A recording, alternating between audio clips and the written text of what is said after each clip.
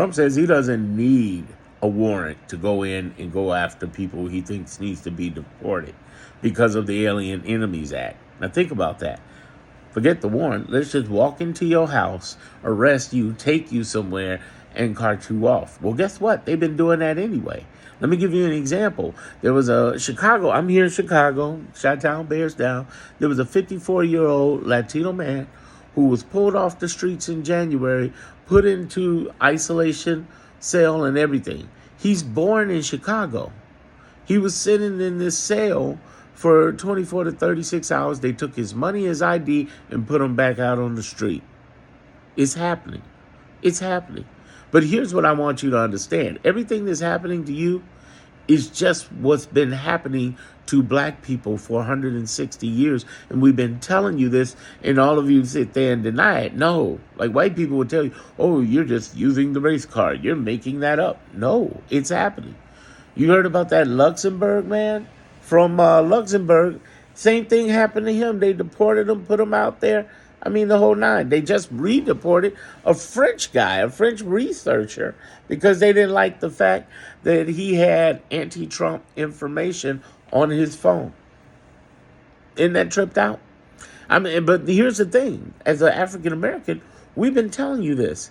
We are the forefront of anything that is non-white and non-male. We are the forefront. We are the forefront. Since freedom, which literally this year, as of December 6th, it marks 160 years since the 13th Amendment of freedom. And they have been harassing us. They, meaning the police, have been harassing us for 160 years like this. But seriously, there's stories here in Chicago and every major city about the police pick you up out of nowhere, no warrant, no nothing. They come into your house. They put you in jail. They say you did something. This is ongoing. This is what we've been dealing with. So when people say this about the, immigration, they say, oh, they did this to immigrants. I'm sitting there and other black people are like, really? Oh, that's interesting. Tell black people, how does that work?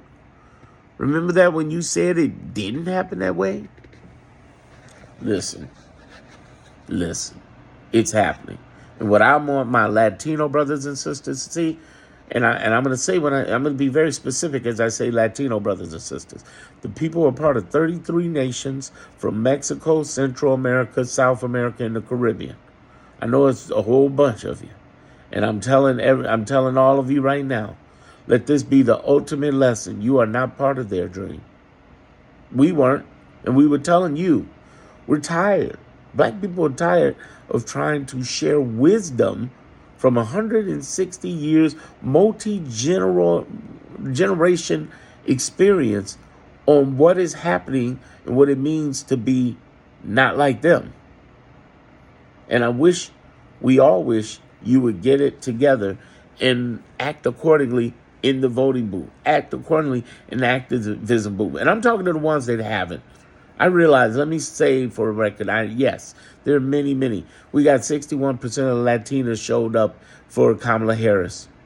So I'm not saying everybody, but y'all know what we're talking about. And then there are Latinos who come in and say, you know what? We got our own white Latinos issue. And I didn't even think about that, but that's true. People who think, well, I'm white or I'm different than you. I'm not you people. And it's their people. So, yeah, I realize there's problems, but you're going to have to realize that what's happening right now with this warrant stuff, has this woke you up? Because black folks were already here. We already understood.